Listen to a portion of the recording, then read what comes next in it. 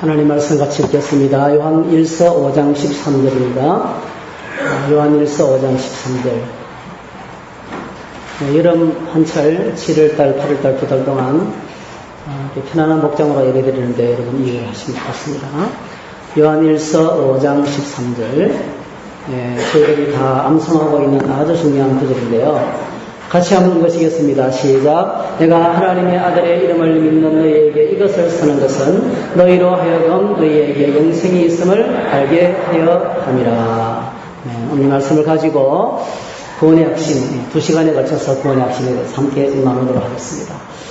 준비된 영상 하나 잠시 보고 같이 시작하겠습니다.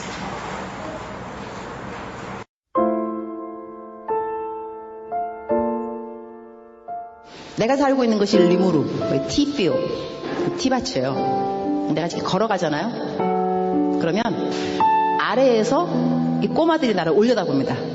우리 교회 주일학교 애들이에요. 그러니까 내가 선교사인지 알아요. 내 이름이 유니스니까 내 이름을 불러요. 아래에서 나를 올려다보면서 내가 지나가면 이렇게 불러요. 유니스! 목이 터져라. 유니스! 막 이런데 얼마나 내 이름을 부르는지 나한테 아무것도 달라 그런 건 없어요. 그러나 내가 알아요. 얘네들 신발이 없어요. 맨발로 다니거든요. 근데 유네스 할 때 저것들 신발이 없는데 신발 사줘야지 그 생각이 들어요. 그 다음에 또 유네스 이러면 저 녀석들 밥을 하루에 한 끼 먹는데 밥도 좀 많이 줘야 되는데 빵을 사줄까? 또 유네스 이러면 쟤네들 학교도 없는데 내가 돈 많이 있으면 학교도 지어주면 좋겠다. 이런 생각을 해요. 선한 생각이 계속 나게 있다는 이야기예요. 근데 걔네들이 그 누구도 나한테 유네스 신발 없어요. 신발 사주세요. 아무도 안 그랬어. 그러나 내 이름을 부르는 순간순간 쟤네들 뭐가 필요한데? 이게 무슨 이야기냐 하면 여러분이 기도할 때 쥐야 이러면은요 여러분의 마음을 하나님이 왜 모르겠어요. 여러분 필요한 거를 하나님이 아세요. 그리고 하나님이 여러분을 정말 사랑하세요. 다 주고 싶지 왜 안 주고 싶겠어요. 그러나 부르짖어야 말이지. 부르짖지 않으면 또 하나님의 마음이 또 감동이 안 간다니까. 그래서 오늘은 여러분의 필요가 있을 겁니다. 어떤 것이 필요로 하는지, 그것이 공부인지, 돈인지, 건강인지, 관계 회복인지, 아니면 영성의 회복인지 하나님 알고 계십니다. 겉으로 크게 내가 말로 표현하기 싫으면, 어려우면, 불편하면 그냥 주여 이름을 부르세요. 주여. 따라해볼까요? 주여. 저는 똑같이 따라하면 안 되죠. 주님의 이름을 부르는 것이 어색할 때가 있어요. 주님의 이름을 부르는 것이 어색한 사람들이 있어요. 기도의 보좌로 나가서 주여라고 부르짖을 때 우리가 전심으로 하나님께 부르짖었으면 좋겠어요. 하나님께서 이렇게 말씀하셔요. 누구든지 주의 이름을 부르는 자들은 구원을 얻으리라. 할렐루야. 누구든지 주의 이름을 부르는 자들은 구원을 받으리라. 로마서 10장 13절, 사도행전 2장 21절. 신앙생활은 주님의 이름을 부르는 거예요. 주님의 이름을 부르는 것이 십계명인 앞으로 우리가 출애굽기에서 언급하겠습니다만은 망령되이 하나님의 이름을 부르지 말라고 했어요. 함부로 부를 수 있는 이름도 아닙니다. 장난기로 부를 수 있는 것도 아닙니다. 내 신세 내 팔자야. 그런 팔자 타령을 하면서 주여 이렇게 하는 것도 아닙니다, 여러분. 그 주님의 이름을 부르는 것이 하나님이 얼마나 기뻐하시는지. 오늘 저와 여러분들이 주님의 이름을 부르며 주의 보좌 앞에 나와서 예배하는 것을 하나님이 얼마나 기뻐하는지. 이 아프리카 시카만 어린아이들이 선교사 이름을 불러도 선교사의 마음속에 선한 생각으로 가득 찬다 그렇게 했어요. 오늘 저희들이 주님의 이름을 부르면 주님 안에 우리를 향한 선한 생각으로 가득 차게 될 줄 믿습니다. 신앙생활은 주님의 이름을 부르면서 하나님이 주시는 풍성한 구원의 복을 누리는 것입니다. 신앙생활은 힘든 게 아닙니다. 신앙생활은 고달픈 게 아닙니다. 신앙생활은 예배를 견디고 기도의 세계로 나와서 막 짜내고 그런 게 아니에요. 신앙생활은 풍성한 하나님의 구원을 누리는 것입니다. 여러분 구원의 복을 누리시기를 축복합니다. 누구든지 주의 이름을 부르는 사람은 구원을 얻으리라 그랬어요. 이 구원의 풍성한 복을 누리기 위해서 반드시 우리에게 필요한 것이 있는데 그것이 내가 받은 구원이 무엇이고 내가 받은 구원을 확신하는 것입니다. 구원을 확신하는 것입니다. 여러분 배를 타고 가면 뱃놀이가 어떻습니까? 뱃놀이가 즐겁죠. 우리 학생들 지난 주간에 그 여수 그 스카이웨이 그 케이블카를 타고 이제 막 쫙 그런 케이블카를 타고 배를 타면서 야 이거 떨어지면 어떻게 하지? 야 이게 진짜 튼튼한가 이거? 거기에 대한 믿음이 없으면요 절기울 수가 없어요. 비행기를 타고 가는 사람이 야 이거 올라가다가 떨어지면 어떻게 하지? 사실 비행기 사고는 비행기를 타고 가면서 자전거를 타고 보행하는 것보다가 몇십 배나 더 안전해요. 사고 확률이. 걸어가면서 자전거 타면서 당하는 사고가 훨씬 많더라고요. 우리는 자전거는 편안히 타면서 비행기를 타면 공포증에 시달리는 사람이 많이 있어요. 떨어지면 어떻게 하나 하는 그 두려움 때문에. 오늘 우리가 하나님이 주신 구원을 의심하고 있다면요. 구원의 풍성한 복을 못 누립니다. 신앙생활은 구원의 풍성한 복을 누리는 거예요. 여러분 구원의 풍성한 복을 누리고 계십니까? 네, 가장 첫 번째 중요한 작업이 내가 받은 구원을 확신하는 것입니다. 신앙생활에서 가장 중요한 두 가지 사실은 바로 내가 누구를 믿을 것인가 하는 것입니다. 신앙의 대상에 대한 문제입니다. 신앙의 대상이 무엇인지에 대한 문제가 첫 번째 문제입니다. 누구를 믿을 것인가? 두 번째로는 그걸 믿었을 때 어떤 일이 벌어지는가? 믿음의 내용이 무엇인가? 믿었을 때 믿음의 결과가 무엇인가 하는 것입니다. 믿을 때 어떤 약속이 주어지고 이루어지는가 하는 것입니다. 이 두 가지 문제가 아주 심각한 문제예요.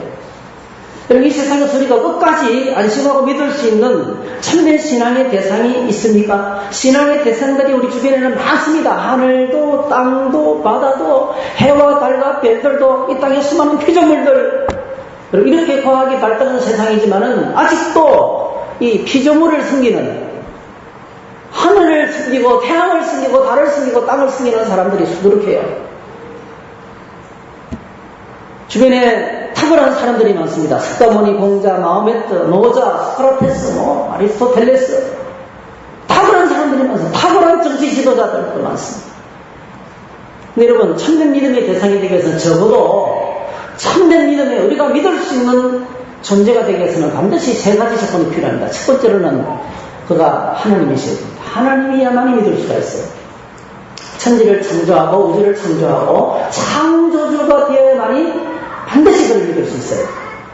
유일한 믿음의 대상은 하나밖에 없습니다. 하나님밖에 없습니다. 천지를 창조하신 하나님. 왜냐하면 이 땅의 모든 것들은 절대로 영원하지가 않습니다. 그저 잠시 존재할 뿐입니다. 이 말은 피조물은 절대로 믿음의 대상이 될 수가 없습니다. 이따가 사라지는 것입니다. 변하는 것들은 믿음의 대상이 될 수가 없습니다. 내 자신을 믿어도 아내를 믿고 남편을 믿어도 믿을 수 있어요. 그러나 여러분 영원하지가 않습니다. 마음이 바뀌고 생각이 바뀌고 철학이 바뀌고 환경이 바뀌고 철석까지 했던 약속도 지킬 수 없는 상황이 옵니다. 여러분 반드시 믿어야만 되지만은 참된 믿음의 대상은 될 수가 없습니다. 그래서 여러분 우리가 주변에 있는 수많은 사람들은 꼭 기억하셔야 돼요. 믿음의 대상이 아닙니다. 내 주변에 있는 많은 사람들은 믿으면 안 됩니다. 여러분. 믿음의 대상이 아니고 사랑의 대상입니다. 용서하고 축복하고 기다려주고 이해해줄 대상이지 내가 당신 믿고 왔는데 여러분 그거는 잘못한 거예요. 믿으면 안 돼요. 두 번째로 참된 믿음의 대상이 되기 위해서는 반드시 사람이 되어야 됩니다. 인간의 불행의 원인은 그것은 죄의 문제입니다. 인간의 불행의 가장 기본적인 문제는 죄 문제입니다. 이 죄 문제를 해결하기 위해서는 반드시 그 대가가 지불되어야 됩니다. 구약시대에 인간이 죄를 지으면 하나님께로 나갈 수 있는 길을 마련해 줬는데 그것이 바로 제사입니다. 죄 문제를 처리하는 방법입니다.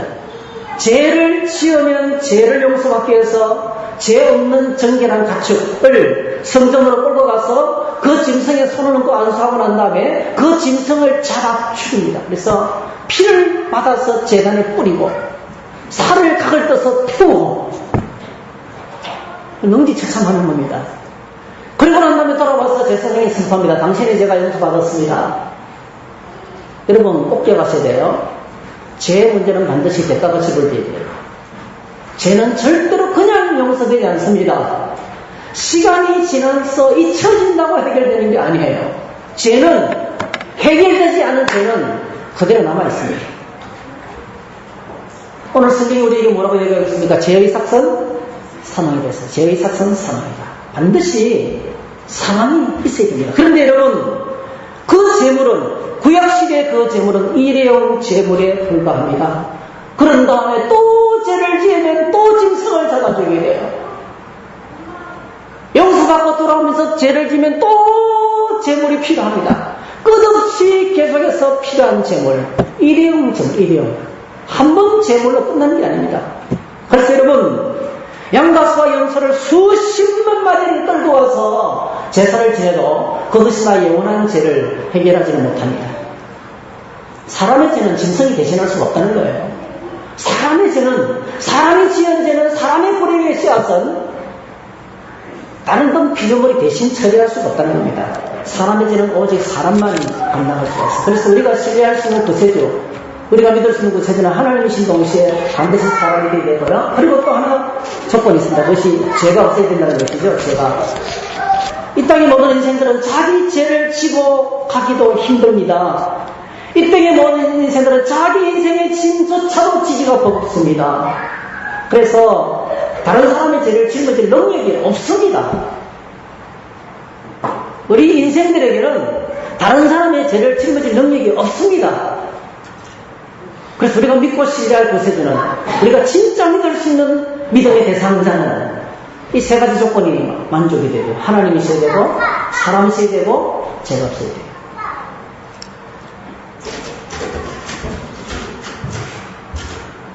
성경을 보면 요한복음 1장 1절에 태초의 말씀이 계십니다. 이 말씀이 하나님과 함께 계셨으니 이 말씀은 곧 하나님이십니다. 예수님께서 하나님이시라는 말씀입니다. 예수님께서 천지를 창조하신 창조주 하나님이시라는 선언입니다. 1장 14절 같이 읽겠습니다. 시작. 말씀이 육신이 되어 우리 가운데 거하시매 우리가 그의 영광을 보니 아버지의 독생자의 영광이요 은혜와 진리가 충만하더라. 그 하나님이신 말씀이신 예수님이 육신을 입고 이 땅에 찾아오셨어요. 육신을 입고 찾아오셔서 잠시 동안만 이렇게 가짜의 가면을 쓰고 왔다 가면 사라지는 존재가 아니었어요. 잠시 보였는데 그것이 나타났다가 사라지는 것이 아니었어요. 육신이 되어 우리 가운데 텐트를 치고 사셨어요. 이 땅에 사셨어요. 출생하시고 자라나시고 베들레헴에서 출생하시고 갈릴리 나사렛에서 자라나시고 고향이 갈릴리 나사렛이고 그리고 뭐죠? 목수의 일을 하면서 이 땅에서 생애를 보내시고 그리고 먹지 아니하시는 굶주리시고 여행길에는 지쳐서 푹 쓰러지시고 사랑하는 친구가 세상을 떠나서는 눈물을 흘리시고 100% 완벽한 사람이셔. 예수님은 완벽한 사람이셔. 여러분 꼭 기억하셔야 돼요. 우리가 승인하는 구세주신 예수님은 오늘 저 여기 당하는 억울한 일들, 여러 가지 힘든 일들을 외면하시고 모르시는 분이 아닙니다. 아내와 남편은 내 마음을 몰라주고 가족은 나를 몰라줄 수 있어요. 목사도 나를 몰라줄 수 있어요. 지난주에 어떤 성도를 만났는데 우리 교회를 떠났습니다. 저희 교회를 떠났는데 그때 왜 떠났는지 모르겠다. 그래서 굉장히 후회를 하고 있어요. 그 이 중에 하나가 자기가 너무 힘들었는데 아무도 자기를 몰라줬다는 거예요. 지내놓고 나니까 내 문제인데 나의 문제인데 다른 사람을 원망했다는 거예요. 그래서 교회를 떠났다는 거예요. 너무 힘들다는 거예요. 여러분 오늘 이런 일들이 많이 생깁니다. 내가 힘들 때 누가 나를 몰라주면 목사가 찾아와서 신방을 안 해주면 말도 안 하고 어떻게 알아요? 신방을 요청하세요. 여러분. 신방을 요청하세요. 발 뻗고 다닙니다. 제가. 네? 힘들고 외로울 때, 고통스러울 때 힘들다고 말씀하셔야 돼요. 그런데 알아주지 않으니까 교회를 떠났다는 거예요. 지내는 하나니까 너무 후회스러운 거예요. 내 문제 때문에 힘들었는데 왜 교회 때문이라고 생각했을까? 이제 지금 믿음의 성장하고 나니까 후회를 하는 거예요. 여러분, 같은 교회를 다니시지만은 마음을 열어놓고 이야기해줄 사람이 한 명도 없을 수가 있어요. 그런 불행한 사건 우리에게는 없어지기를 축복합니다. 힘들 때 찾아서 나 너무 힘들다, 날 좀 기도해달라, 이렇게 말할 수 있는 사람들이 있어야 됩니다. 그들이 바로 셀 속에서 만나는 식구들입니다. 셀은 비밀을 보장해줘야 됩니다. 개인 프라이버시를 지켜줘야 됩니다. 거기서 나누고 마음을 열어놓고 남을 수 있어야 됩니다. 그냥 형식적으로 모이는 게 아니에요. 같이 마음속에 깊은 고민을 나누고 이야기하고 기도할 수 있는, 아 그래 힘들어? 그렇구나. 그러면 안 돼요. 힘든 이야기를 내놓고 같이 부러지죠. 하나님 보호자 앞에 나가 기도할 수 있는 공동체가 셀 모임입니다. 그런 셀이 되기를 축복합니다. 그런데 꼭 기억하시기 바랍니다. 사람은 나를 몰라줄지라도 예수님은 우리의 사정을 다 아십니다. 할렐루야. 사람이시죠. 그분이 사람이 되셔서 이 땅에 사셨기 때문에 나의 모든 형편을 다 아신다는 거예요. 요한일서 3장 5절 읽습니다. 시작. 그가 우리 죄를 없애려고 나타나신 것을 너희가 아나니 그에게는 죄가 없느니라. 히브리서 4장 15절 시작. 우리에게 있는 대제사장은 우리의 연약함을 동정하지 못하시니가 아니요 모든 일에 우리와 똑같이 시험을 받으시니로되 죄는 없으시니라. 예. 인생의 모든 힘든 일을 다 겪었지만 그분은 죄가 없다고. 그래서 하나님이시고 사람이시고 동시에 뭐죠? 죄가 없는 완벽한 믿음의 대상이신 예수님을 소개하고 있어요. 그래서 오늘 저희들이 점검하셔야 됩니다, 여러분. 내가 믿는 믿음의 대상이 누구인가를 다시 한번 고백해야 돼요. 나는 무엇을 믿고 누구를 믿고 사는가?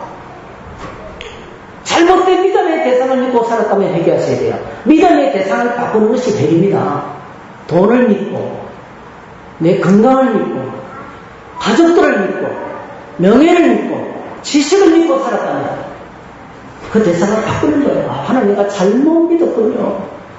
이제부터는 오직 예수 그리스도만을 믿겠습니다. 그게 회개입니다. 그래서 여러분 참된 믿음은 하나밖에 없습니다. 예수 그리스도를 믿는 믿음 외에는 전부 다 같은 믿음이에요. 그 믿음의 대상이 우리의 소원을 들어주지 않습니다. 살아있지 않습니다. 전능하지도 않습니다. 그리고 자기 문제를 짊어지고도 자기 스스로도 구원할 수 있는 존재입니다.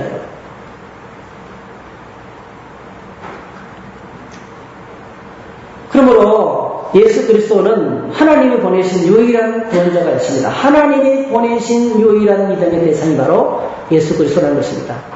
예수님이 직접 이렇게 선포하셨어요. 예수께서 이르시되 내가 곧 길이요 진리요 생명이니 나로 말미암지 않고는 아버지께로 올 자가 없느니라. 내가 하나님이 보내신 유일한 믿음의 대상이다. 내가 하나님께서 보내신 유일한 믿음의 대상이다. 선포하셨어요. 여러분 성령이 임하고 난 다음에 베드로가 사실 그때는 예수님이 십자가에 죽으신 지 2달도 아직 안 됐어요. 예수님이 십자가에 처형당하시고 난 다음에 2달도 되지 않았어요. 한 사람이 십자가에 당하면요, 한 6개월 정도는 살 떨리는 공포가 계속된대요. 그 끔찍한 죽음을 목격하는 사람들이 로마에 반역했을 때 이렇게 무참히 죽는구나 그러면서 사람들은 기가 팍 죽어가지고 6개월 정도 벌벌 떨면서 산대요. 바깥 출입도 잘 못한대요. 무서워서. 그런데 2달도 채 되지 않았는데 그 공개적인 장소에서 베드로가 이렇게 외쳤습니다. 이렇게 외쳤어요. 다른 이로서는 구원을 받을 수 없나니 천하 사람 중에 구원받을 만한 다른 이름을 우리에게 주신 일이 없다 했어요. 예수 그리스도 외에 하나님이 보내신 구원자는 없다는 거예요. 하나님께서 모세도 보내셨습니다. 다윗도 보내셨습니다. 엄청난 위대한 하나님의 능력자들도 보내서 엘리야도 보내고 엘리스도 보내고 이사야도 보내고 예레미야도 보내고 수많은 하나님의 사람들을 보내셨지만 내가 구원자를 보낸 적은 없다는 거예요. 우리가 믿고 신뢰할 수 있는 유일한 믿음의 대상은 예수 그리스도밖에 없다는 선포를 그 공개적인 장소에서 베드로가 용감하게 했습니다. 이 예수님을, 이런 믿음을, 이 유일한 구원자가 되시는 예수 그리스도를 믿을 때에 구원을 받습니다. 할렐루야. 이것이 믿음의 내용이에요. 사도행전 16장 31절 32절 같이 읽습니다. 시작. 이르되 주 예수를 믿으라. 그리하면 너와 내 집이 구원을 받으리라 하고 주의 말씀을 그 사람과 그 집에 있는 모든 사람에게 전하라. 주 예수를 믿으라. 그러면 구원 받는다. 이거는 베드로의 말씀이 아니고요. 32절 하나님 아버지의 약속입니다. 주의 말씀. 하나님 아버지의 약속이라는 뜻입니다. 이런 구원이 무엇입니까? 구원은 우리가 구원이 뭔지를 우리 가슴속에 깊숙이 새겨야 됩니다. 꼭 새겨 넣으시기 바랍니다. 1차적으로 구원은 예수 그리스도 하나님께서 보내신 유일한 믿음의 대상이 되시는 예수 그리스도를 믿는 자에게 하나님이 거저 주시는 선물이라는 거예요. 하나님이 거저 주시는 선물입니다. 우리 이걸 알아서 은혜라는 거예요. 은혜. 은혜라는 말을 우리나라 말로 번역하면 순전히 공짜로 했습니다. 순전히 공짜로. 순전히 공짜로. 여러분, 그래서 구원은 꼭 기억하시되, 구원은 하나님의 은혜로운 선물입니다. 오늘 저와 여러분은 어떻게 하나님의 구원을 받게 되었습니까? 오직 예수 그리스도를 믿음으로 말미암아, 예수 그리스도를 믿음으로 말미암아 하나님의 은혜로 구원받았어요. 내 자격도 아닙니다. 내 공로도 아닙니다. 내 능력도 아닙니다. 아무 자격 없고 아무 능력 없음에도 불구하고 하나님이 그냥 우리에게 주셨어요. 왜 주셨을까요? 사랑이죠. 사랑. 사랑하는 사람들에게는 조건이 아닙니다. 이쁘니까 주고 뭐 착하니까 반찬도 잘해주고 그런 거 아니잖아요. 조건적인 게 아니잖아요. 무조건적입니다. 사랑하는 자들에게는 사랑은 모든 조건을 뛰어넘습니다. 모든 조건과 모든 일을 다 뛰어넘는 것이 사랑입니다. 에베소서 2장 8절 너희는 그 은혜를 인하여 by grace 너희는 그 은혜를 인하여 믿음으로 말미암아 through faith 구원을 받았으니 이것을 너희로에게서 난 것이 아니요 하나님의 선물이라. 오늘 저와 여러분들이 예수님을 믿을 때 하나님께서 은혜로 구원을 하셨어요. 은혜로 받은 구원에 대한 확신을 가지고 구원은 하나님의 은혜로운 선물이다. 이걸 기억하셔야 돼요. 두 번째로 구원은 예수님을 믿는 우리가 다 제사함 받습니다. 할렐루야. 예수님 인생의 불행의 문제가 처리됩니다. 인생의 가장 큰 것 중 불행의 문제가 처리됩니다. 제가 지나온 교회에서 참 가슴 아픈 일이 하나 잊혀지지 않는 가슴 아픈 일이 있는데요. 교회 문제가 터졌어요. 문제를 일으키는 사람이 교육자였어요. 교육자들이 진지하게 담임 목사님께 건의했습니다. 근데 저하고 몇 사람을 불러들었더니 그 담임 목사님 봉투를 하나 주시는 거예요. 그러는데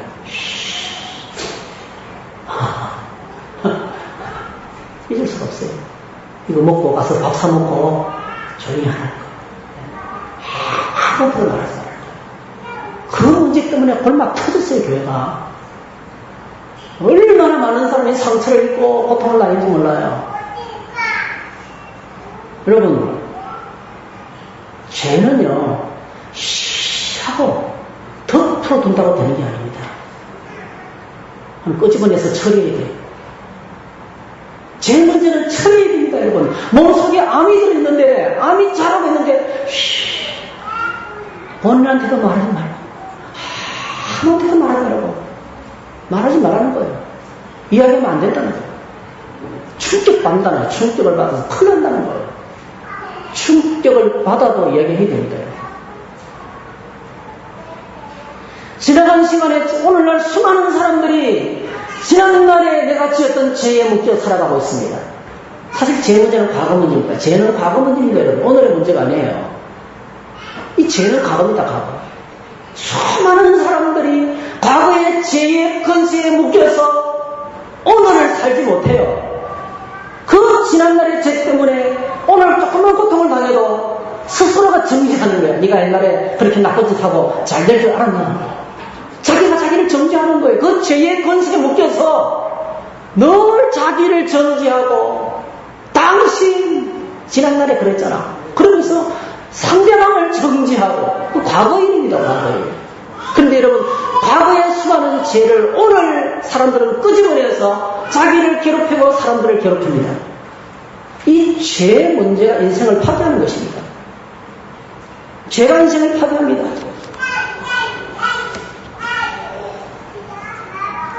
근데 베드로가 이렇게 선포했습니다. 베드로가 이르되 너희가 회개하여 각각 예수 그리스도를 이름으로 세례를 받고 죄사함을 받으라. 그리하면 성령의 선물을 받게 될 것이다. 예수님을 믿으면 죄 문제가 처리해진다는 거예요. 할렐루야. 죄는 모든 관계를 끊어놓습니다. 하나님과의 관계를 끊어놓고 사람들과의 관계를 끊어놓고 하나님에게로 나갈 수 없게 만들고 사람들에게로 나가지 못하게 합니다. 죄는 예배를 드리지 못하게 만듭니다. 기도하지도 못하게 합니다. 감사하지도 못하게 합니다. 그리고 하나님께로부터는 모든 좋은 것들을 다 차단합니다. 그게 죄입니다. 은혜도 차단하고 평강도 차단하고 소망도 차단하고 축복도 차단하고 사랑도 차단하고 기쁨도 차단합니다. 그래서 죄는 우리를 고립시킵니다. 감옥 중에 가장 무서운 감옥이 죄의 감옥이에요.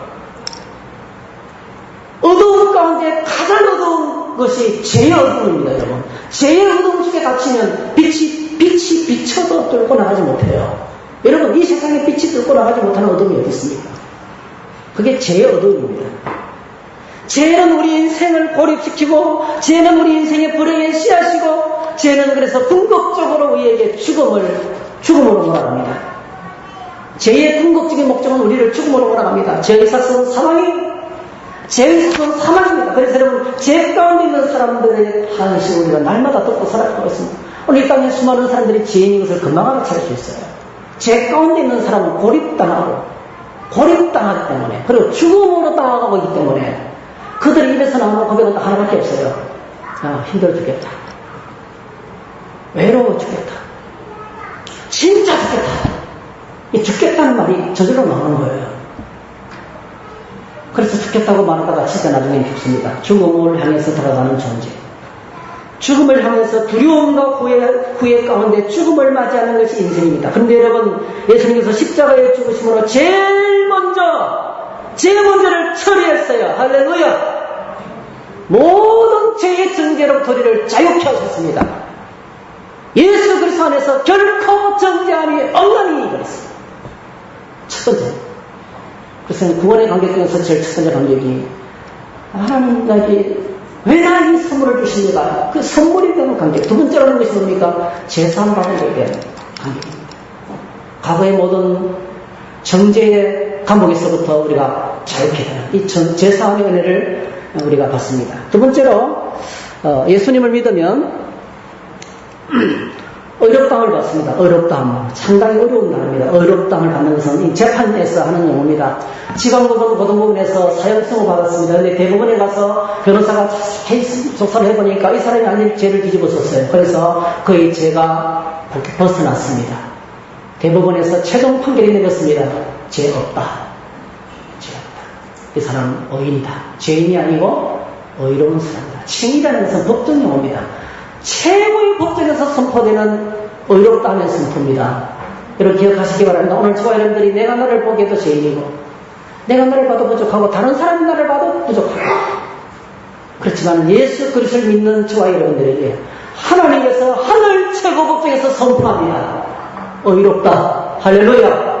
하늘 최고 법정에서 의롭다고 선포하는 거예요. 그래서 여러분 우리가 아무리 심각한 죄를 짓고 부족하다 할지라도요, 우리는 쭈삣쭈삣 하면서 하나님께로 못 나가도 하나님 보좌 앞으로 나가는 길이 활짝 열렸어요. 할렐루야. 우리가 주님께로 나가면 아무 일도 없는 것처럼 받아줍니다. 아무 일도 없는 것처럼 받아줍니다. 의인은 바로 그런 것입니다. 로마서 5장 1절 시작. 그러므로 우리가 믿음으로 의롭다 하심을 받았으니 우리 주 예수 그리스도로 말미암아 하나님과 화평을 누리자. 믿음으로 의롭다 하심을 받았습니다. 의는 하나님 앞에 설 수 있는 자격을 말합니다. 죄는 관계를 끊어놓는 것을 의미하지만은 의는 이 관계가 바로 됐다는 좋은 관계의 상태, 바로 된 관계의 상태가 바로 이 의라는 단어인 것입니다. 그래서 사이좋은 형제, 아주 사이좋은 친구를 보고 우리는 의형제 하라 그러잖아요. 의형제. 부부가 아주 사이가 좋아요. 어떻게 부릅니까? 의좋은 부부라고. 여러분 다 의좋은 부부가 되시기를 축복합니다. 의좋은 부부. 그 관계가 바로 되어 있다는 것이죠. 의는 거룩하시고 완전하신 하나님 앞에 설 수 있는 자격을 말합니다. 그런데 놀랍게도 예수님을 믿으면 아무리 부족하다 할지라도 하나님께서 새로운 신분과 새로운 자격을 주는데 그것이 바로 의입니다. 의. 여러분 꼭에 갔어야 돼요. 나는 하나님 앞에 의인입니다. 할렐루야. 따라합시다. 나는 의인이다. 이 의를 하나님께서 주셨어요. 얼마나 큰 축복인지 모르겠어요. 그 다음에 구원은 우리가 하나님의 아들, 딸이 되는 것입니다. 하나님의 아들, 딸이 되는 것이 구원받는 것입니다. 요한복음 1장 12절 13절 계속 중요하기 때문에 반복돼서 나오는데 같이 읽으십시다. 시작. 영접하는 자 곧 그 이름을 믿는 자들에게는 하나님의 자녀가 되는 권세를 주셨으니 이는 혈통으로나 육성으로나 사람의 뜻으로 나지 아니하고 오직 하나님께로부터 난 자들이니라 했어요. 하나님의 자녀가 된다. 예수님을 믿으면 하나님의 자녀가 되는 권세를 주신다. 여러분 제가 자주 이야기하죠. 동서양을 막론하고 역사 가운데 거의 불변하는 진리와 같은 사실이 하나 있어요. 그게 뭡니까? 적자와 서자는 차별한다는 겁니다. 내 아들하고 데려온 자식하고는 차이가 있다는 거죠. 그래서 여러분 우리나라에는 콩쥐팥쥐 이야기가 있지만은 또 외국에는 뭐가 있어요? 신데렐라 뭐 이런 이야기. 모든 동학 가운데 전부 다 뭐죠? 데려온 자식은 찬밥 신세고 그치요? 친아들 친딸은 그렇게 또 특별 의식을 특별 보호를 받는 그런 내용들이 주제가 되어 있죠. 그런데 우리가 예수님을 믿으면 하나님의 자녀가 되는데요. 어떤 자녀가 되냐면 하나님의 아들의 영광과 동등합니다. 할렐루야. 하나님의 아들 예수 그리스도하고 똑같은 대우를 해주시는 거예요. 차별하지 않습니다. 제가 성경을 표현을 보니까 좀 놀랐어요. 우리가 하나님의 아들, 딸이 되는데 하나님의 아들이신 예수 그리스도하고 동등한 자리에 우리를 앉히시죠. 그럼 성경을 믿으시면 좋겠어요. 에베소서 2장 4절 6절 읽습니다. 시작. 긍휼이 풍성하신 하나님이 우리를 사랑하신 그 큰 사랑을 인하여 허물로 죽은 우리를 그리스도와 함께 살리시고 너희는 은혜로 구원을 받은 것이라 또 함께 일으키사 그리스도 예수 안에서 함께 하늘에 앉으시니. 잘 보세요. 우리를 그리스도와 함께 살리셨습니다. 6절 또 함께 일으켜서 예수 그리스도 안에서 함께 하늘에 앉히시니. 할렐루야. 예수 믿으면 오늘 저 여러분의 신분이 하나님의 나라에 앉아있는 아들, 딸이 되는 거예요. 차별하지 않습니다. 그 아들과 함께 영원히 왕노릇합니다. 영원히 다스리십니다. 요한계시록 20장 6절에 보니까 그들이 하나님과 그리스도의 제사장이 되어 1000년 동안 따라합시다. 그리스도와 더불어 왕노릇하리라. 주님과 함께 같은 지위에 올라갑니다. 이것이 하나님의 아들의 영광입니다. 하나님의 아들의 영광. 여러분 오늘 저와 여러분의 영광이 얼마나 큰지 기억하셔야 돼요. 그래서 여러분 로마서에서는 천사도 허무한다고 했어요. 우리의 자리를 천사도 허무한다고 했어요.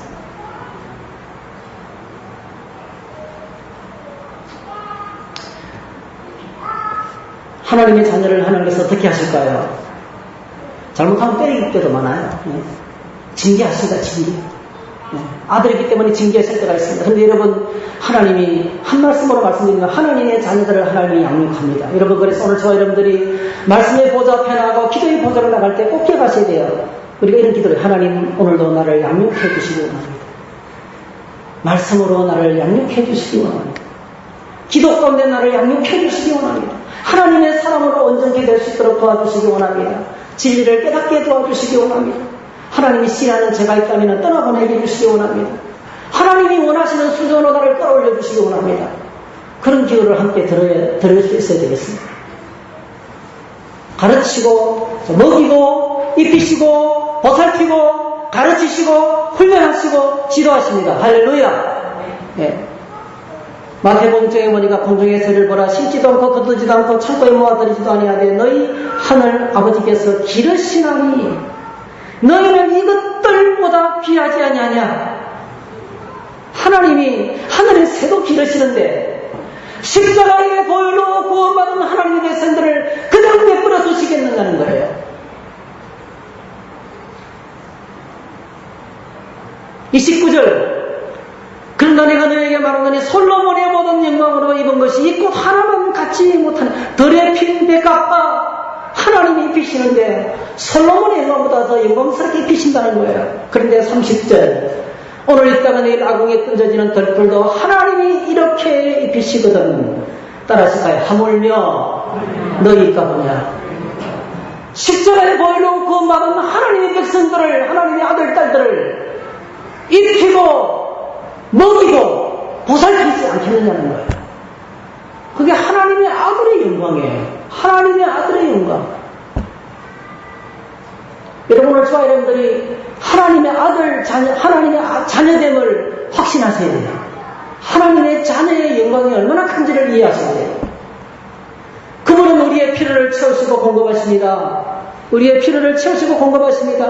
너희가 갈지라도 좋은 것으로 자식에게 줄 줄 알거든 하물며 하늘에 계신 너희 아버지께서 구하는 자에게 좋은 것으로 주시지 않겠느냐. 우리가 필요가 있어서 하나님께 나가서 기도할 때 주시지 않겠느냐는 거예요.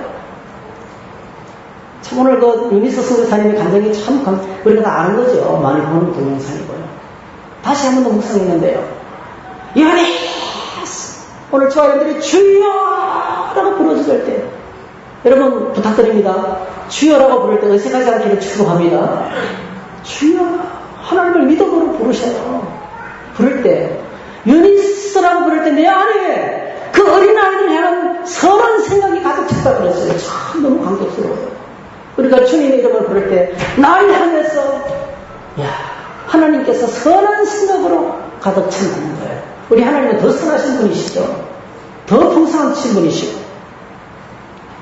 그래서 구하는 자에게 좋은 것으로 주십니다. 빌립보서 4장 19절 나의 하나님의 그리스도 예수 안에서 영광 가운데 그 풍성한 대로 너희 모든 쓸 것을 채우시리라. 할렐루야. 우리의 쓸 것을 채우신다는 것입니다.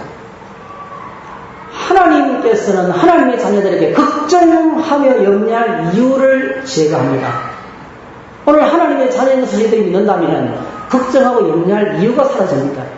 걱정하고 염려할 일이 많이 생겨도 걱정하고 염려할 이유가 없어집니다. 여러분 빌립보서 4장 6절 아무것도 염려하지 말고 다만 모든 일에 기도와 간구로 너희 구할 것을 감사함으로 하나님께 하리라. 그래야만 지각에 뛰어난 하나님의 평강이 그리스도 예수 안에서 너희 마음과 생각을 지키시리라. 할렐루야. 히브리서 4장 16절 때를 따라 돕는 은혜를 얻기 위하여 은혜의 보좌 앞에 나갈 것이었어.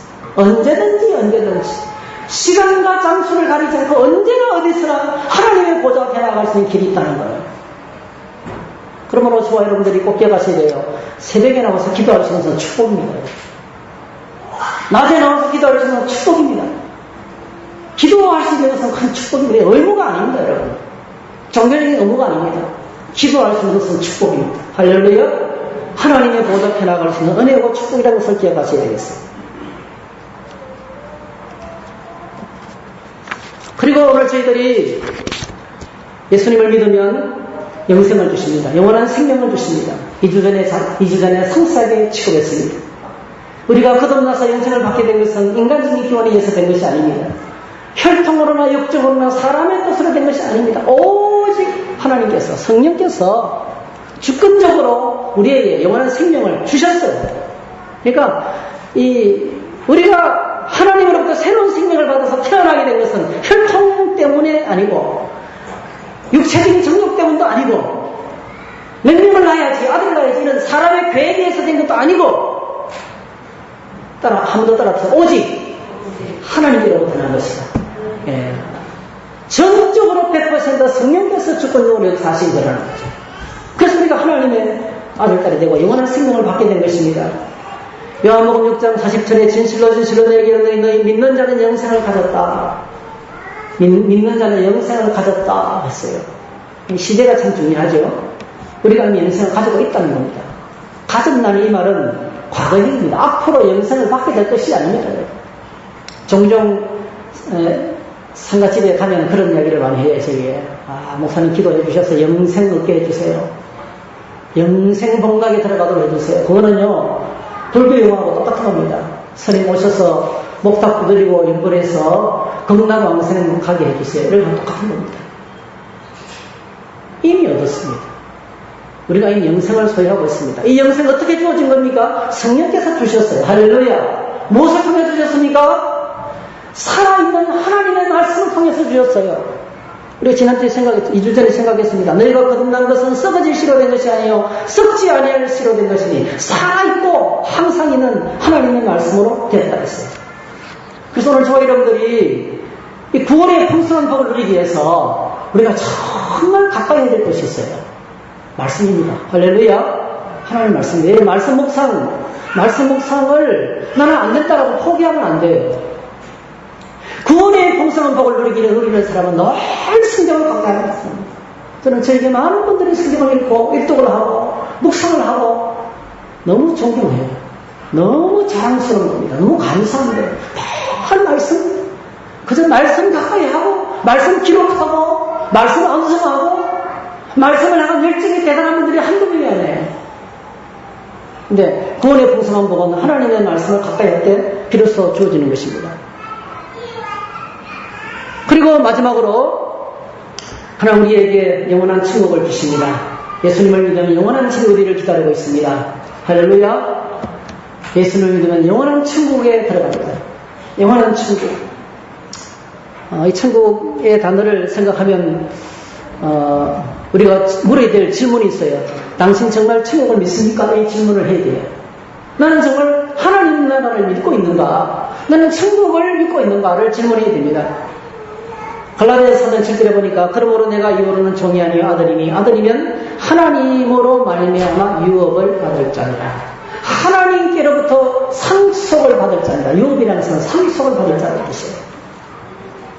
우리가 누구냐면 하나님께로부터 그 모든 나라를 물려받을 자들입니다. 우리는 하늘나라의 공주입니다. 하늘나라의 왕자들입니다. 기억하시기 바랍니다. 하나님 나라를 물려받을 자들입니다. 예수 그리스도와 더불어 통치할 자들입니다. 왕노릇하는 사람들입니다. 그것이 우리의 미래입니다. 우리의 영광스러운 미래입니다. 이 땅에서는 상속을 언제 받지요? 아버지가 세상을 떠나면 받습니다. 그런데 우리 하나님 아버지는 불행하게도 돌아가실 계획이 없습니다. 그래서 우리가 언제 하나님 나라를 상속받습니까? 거꾸로 우리가 이 세상을 떠날 때, 우리가 이 세상을 떠날 때 영원한 천국으로 들어갈 때입니다. 기억하시기 바랍니다. 천국이 우리를 기다리고 있습니다. 여러분에게 진지하게 질문하고 싶습니다. 여러분 천국을 믿습니까? 천국을 믿습니까? 그렇다면 여기 벌어지는 일 때문에 희귀의 쌍옥선이 갈릴 필요가 없다는 거예요. 이 땅에 뭐 얼마나 가졌느냐, 이 땅에 내가 얼마나 유명하게 됐느냐, 이 땅에서 내가 얼마나 억울한 일을 당했느냐, 그것 때문에 나의 감정이 소모될 필요가 없다는 거예요. 엄청나게 많은 사람들이 이 땅의 일 때문에 목에 핏대를 올리고 이 땅의 일 때문에 감정이 소모되고 인생이 다 너덜거리게 됩니다. 너덜거리며 살아가는 사람이 한둘이 아닙니다. 우리가 하나님 나라를 이런 장신으로 모는 것이고 나에 대한 영원한 집이 준비되어 있는데 그걸 정말 믿는다면 이 땅에 얼마든지 초월하고 돌을 안 닦아도 초월할 수 있어요. 돌을 닦아야 인생을 초월하는 게 아닙니다. 이 사실을 믿느냐 안 믿느냐, 천국을 확신하느냐 안 하느냐, 그 문제입니다. 여러분 천국을 믿으시기를 축복합니다.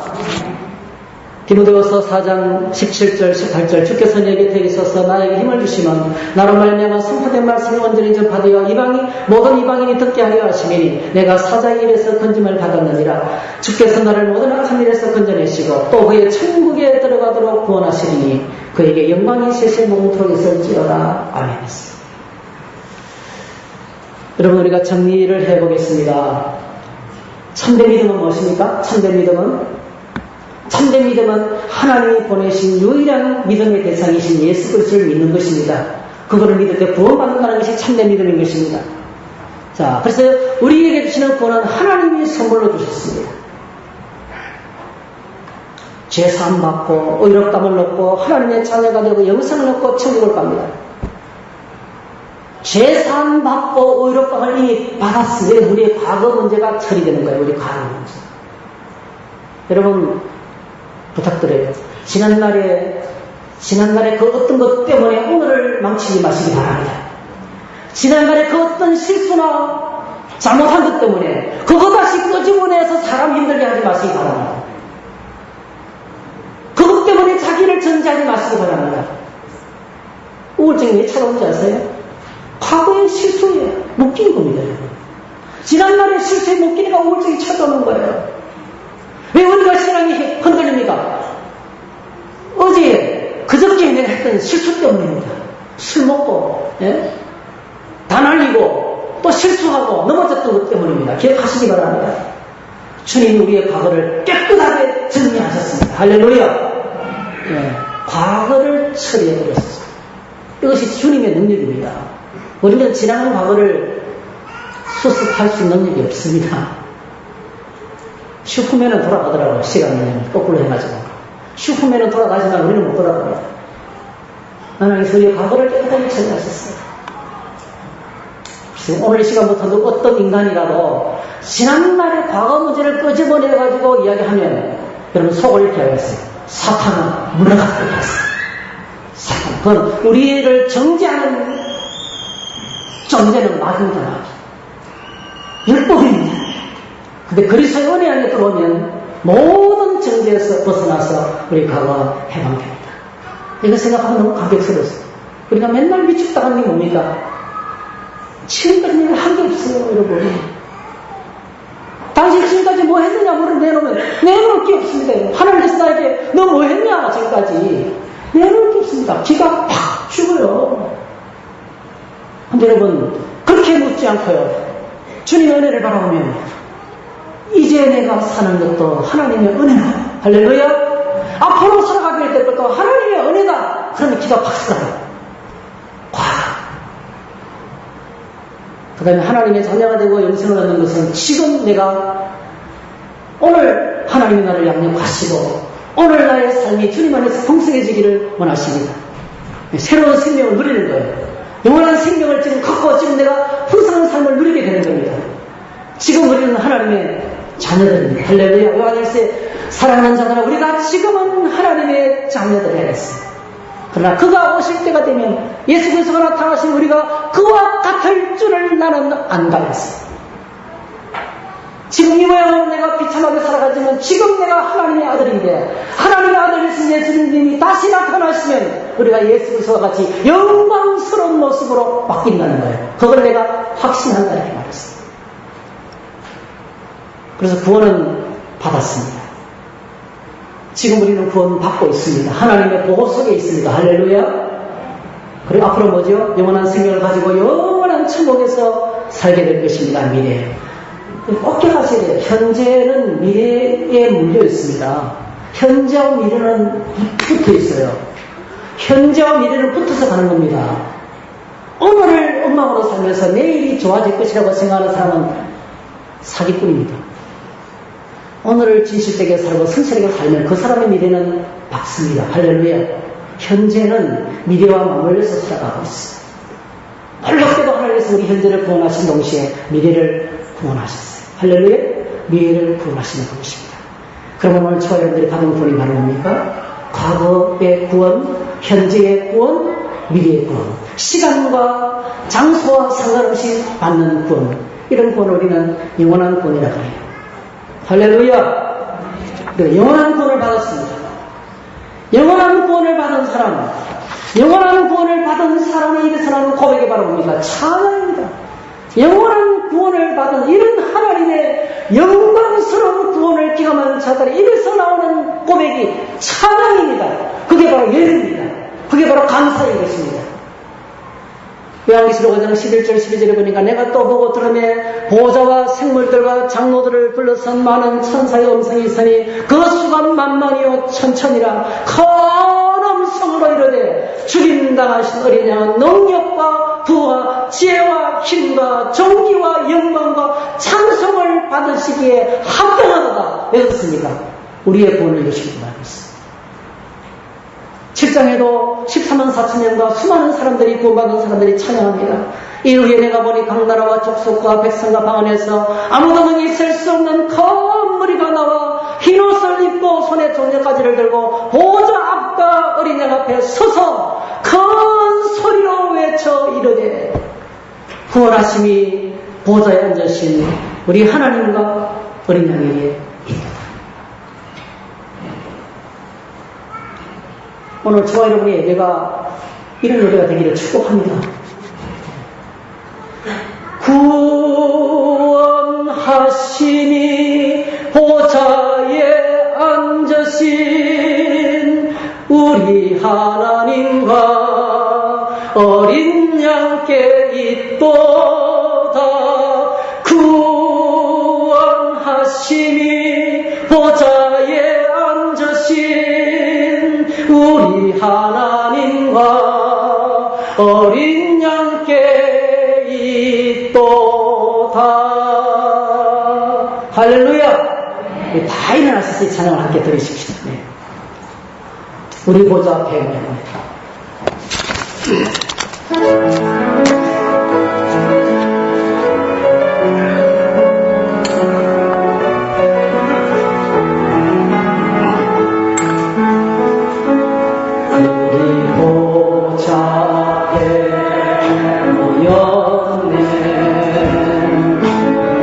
함께 주를 찬양하며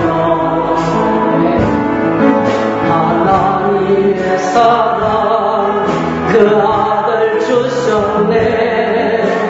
그의 피로 우리 구원받았네. 십자가에서 쏟으신 사랑 강같이 온 땅에 흘러 각 나라와 족속 백성 만원에서 구원받고 주 경배 드리네. 구원하시니 보좌에 앉으신 우리 하나님과 어린 양께 있도다. 구원하시니 보좌에 앉으신 우리 하나님과 어린 양께 있도다. 구원하시니 보좌에 앉으신 구원하시니 보좌에 앉으신 우리 하나님과 어린 양께 있도다. 구원하시니 보좌에 앉으신 우리 하나님과 어린 양께 우리 보좌 앞에 모양을 합니다. 우리 보좌 앞에 모였네. 함께 주를 찬양하며 하나님의 사랑 그 아들 주셨네. 그의 피로 이 구원받았네. 십자가에서 쏟으신 사랑엔 강같이 온 땅에 흘러 각 나라와 족속 백성 만원에서 구원받고 주 경배를 손들어 한번 찬양할까요? 구원하시니 보좌에 앉으신 우리 하나님과 어린 양께 아멘. 구원하시니 보좌에 앉으신 우리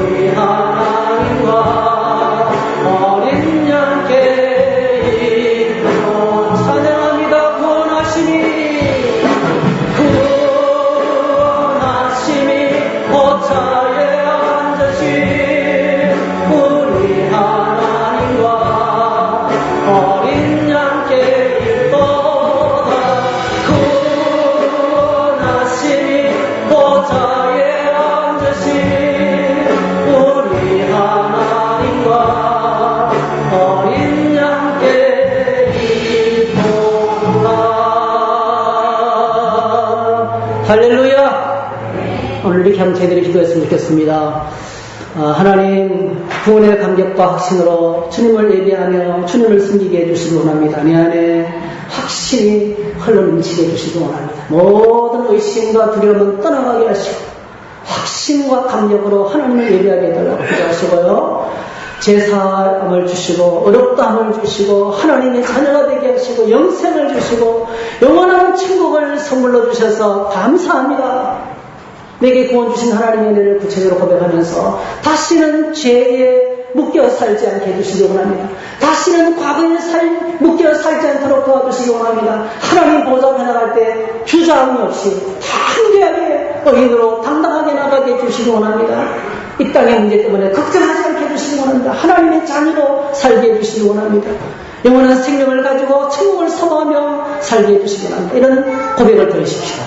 그리고 하나님 아버지 구원받은 백성으로 하나님을 온전히 감격하며 예배할 수 있도록 도와주시기 원합니다. 그리고 마지막 기도는요, 우리 주변에 구원받지 못하신 분들을 올려드리면서 하나님 세계를 구원하시고 이 대한민국을 구원하시고 이 청주 타운시 85만 명을 구원하시고 내 가족과 내 친지들과 친구들 가운데서 구원받지 못한 자들이 구원받을 수 있도록 도와주시기 원합니다. 이 기도를 함께 올려드리면 좋겠어요. 오늘 저희들이 한 손을 이렇게 한번 들고 오른손 한번 들고 주여 한번 부르고 이 기도를 함께 드렸으면 좋겠어요. 한번 기도하십시다. 시작. 주여 하나님 아버지 하나님